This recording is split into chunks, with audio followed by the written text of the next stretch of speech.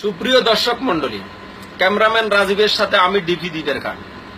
শুরুতে আমি বলবো, হে খোদা ওসুত্তুন একটা রশি পালা আমার উঠে নিয়ে যাও। মাডিয়া সুলের মতো স্যারা তারা নাকি প্রবাসীর বিরুদ্ধে কথা বলে। এরে তোরা কি বিয়ে বইবি আমাদের কাছে?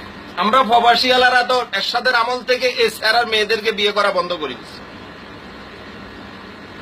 আমার 2টা দিন ঘুম নাই, নিন নাই, আমি বহুত টেনশন আছি যে এ স্যারার মেয়েগুলা আমি আরো কোথায় দেখছি বহুত চিন্তা করার পরে পরবর্তীতে মনে হইলো গ্রামের টুকরি দিক গোবর টোয়া যায় সেম হেগুনের সেরা তোকে সেরা সেম। এরে তোগরে তো গ্রামের সাধারণ কোন মানুষের কাছে বিয়ে দিতে হইল 4টা জিনিস লাগে। একখান ওয়াশিং মেশিন দিতে হয়, ইজ্ঞা গরু দিতে হয়, ইজ্ঞা ছাগল দিতে হয়, আর রাষ্ট্রপতির খোলা সিটি দিতে হয়, নইলে তোকে বিয়ে হয় না গ্রামগঞ্জেও। আর তোরা কর প্রবাসীরা তো তোকে বিয়ে করতে না, কারণ প্রবাসীরা কারো যৌতুক বিয়ে করে না, আর তোকে যৌতুক ছাড়া বিয়ে দেন না, রাষ্ট্রপতির সিটি ছাড়া তোকে বিয়ে হয় না। তোরা কি প্রবাসীদেরকে নিয়ে কথা বলবি?